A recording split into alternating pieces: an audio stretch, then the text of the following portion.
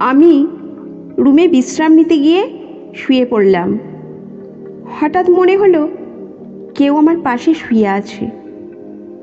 চোখ খুলতেই দেখি শ্বশুর আমার পাশে শুয়ে আছেন। তাকে দেখে আমি হতবাক হয়ে গেলাম।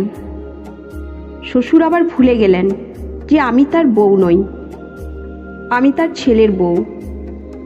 আমি তাড়াতাড়ি নিজেকে মুক্ত করে বললাম, বাবা, আমি আম্মু নই। কিন্তু তিনি নিজের আবেগে মগ্ন ছিলেন। এত বয়সে এসে তার এই উত্তেজনা দেখে আমি হতবাক হয়ে গেলাম। তারপর তিনি আমার হাত ধরে টেনে নিলেন। তারপর শ্বশুর বললেন, আমি তোমার সৌন্দর্য দেখে মুগ্ধ হয়েছি। আমি বললাম, বাবা, আপনি কি করছেন? আপনি ভুলে গেছেন আপনি কার সাথে আছেন?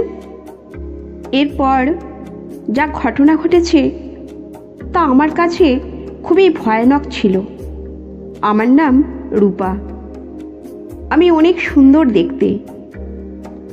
শরীরের গঠন আর নাইবা বললাম, একটু স্বাস্থ্যবতী হওয়ায় আমাকে নাকি আরও বেশি সুন্দর লাগে। এটা সবাই বলতো। আমার স্বামী কামাল বাইরে কাজ করতেন এবং বাড়ি ফিরে বিশ্রাম নিতেন। গত কয়েকদিন ধরে গৃহস্থলীর কাজের চাপে আমি খুব ক্লান্ত ছিলাম। আমরা নববিবাহিত, আর কামাল সদ্য চাকরি পেয়েছেন। তিনি আমাকে তার সাথে বাইরে থাকার জন্য নিয়ে যেতে চেয়েছিলেন, কিন্তু বিয়ের খরচের কারণে আমি তাকে বললাম স্থায়ীভাবে নিয়ে যাই। আমার স্বামী কাজে চলে যাওয়ায় আমাদের পরিবারকে ছেড়ে যেতে হয়েছিল। শ্বশুরবাড়ির সবাই অন্য শহরে থাকতেন। এই বাড়িটি কামালের নামে ছিল এবং আমাদের বিয়ের পর আমরা এটি কিনেছিলাম। বিয়ের 1 সপ্তাহ পরে শ্বশুর শাশুড়ি আমাদের বাড়ি ছেড়ে চলে যান। আজ কামাল বাইরে আর আমি একা। কামাল তার বাবা মাকে আমাদের বাড়িতে রেখেছিলেন যাতে তারা আমার সাথে থাকতে পারেন। ক্লান্ত হয়ে রেল স্টেশন থেকে ফিরে আমি রুমে বিশ্রাম নিতে গিয়ে শুয়ে পড়লাম। হঠাৎ মনে হলো কেউ আমার পাশে শুয়ে আছে। আমার আতঙ্কে চোখ খুলতেই দেখি শ্বশুর আমার পাশে শুয়ে আছেন। তাকে দেখে আমি হতবাক হয়ে গেলাম। তার উপস্থিতি আমার কাছে অদ্ভুত মনে হলো, কিন্তু তিনি যাভাবে বললেন, মা, তুমি খুব আরামে ঘুমাও। আমি তাড়াতাড়ি বললাম, বাবা, আমি আম্মু নই, আমি রূপা, আপনার ছেলে কামালের বউ। তারপর দরজার কাছে গিয়ে আওয়াজ করতে লাগলাম। শ্বশুরের এইভাবে আচরণ আমার কাছে খুব অদ্ভুত লাগছিল। হঠাৎ আমার শাশুড়ি ঘরে ঢুকে জানতে চাইলেন, তোমার শ্বশুর এখানে কি করছেন?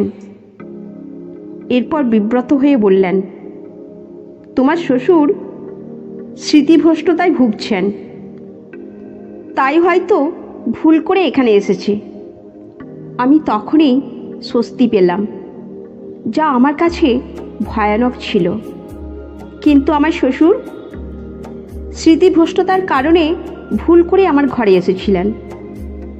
আমি দরজা বন্ধ করিনি, কারণ আমরা দুজনেই এই বাড়িতে একা থাকতাম। আমি আবার শুয়ে পড়লাম, কিন্তু ঘুমাতে পারছিলাম না। আমার স্বামী এখন বাইরে থাকে, তাই আমাকে শ্বশুর শাশুড়ির সাথে থাকতে হয়। প্রায় 2-3 মাস ধরে আমি একাই ছিলাম। সদ্য বিবাহিত হওয়ায় স্বামীর ইচ্ছা মেনে নেওয়া ছাড়া আর কোনো উপায় ছিল না। আমার স্বামীর পরিবার আমাদের বাড়িতে এলো। আমার শ্বশুর স্মৃতিভ্রষ্ট ছিলেন, যা আমাকে চিন্তিত করেছিল। এতদিন আমি জানতাম না, কিন্তু এখন বুঝতে পারলাম তার সাথে থাকা কঠিন হবে। বিয়ের পর পুরো 1 সপ্তাহ শ্বশুর শাশুড়ি আমাদের বাড়িতে ছিলেন। সেই সময় শ্বশুরের অসুস্থতার কোনো লক্ষণ দেখিনি, কিন্তু কামাল চলে যাওয়ার পর তার স্মৃতিভ্রষ্টতা প্রকাশ পেল। এই অবস্থায় তার যত্ন নেওয়া কঠিন হবে। সারা রাত এইভাবে ভাবতে ভাবতে সকালে রান্নাঘরে গেলাম নাস্তা করতে। তখনই শ্বশুর এসে জিজ্ঞাসা করলেন, কী ব্যাপার, কোনো সমস্যা আছে? আমি চিন্তিত হয়ে বললাম, কী ব্যাপার বাবা, এভাবে হাঁটছেন কেন? তিনি বললেন, তোমাকে খুব সুন্দর লাগছে। আমি বললাম, বাবা আপনি কি করছেন? তিনি বললেন, রূপা, আমি তোমাকে নিয়ে রোমান্স করব না? তোমার সৌন্দর্য দেখে মুগ্ধ হয়েছি।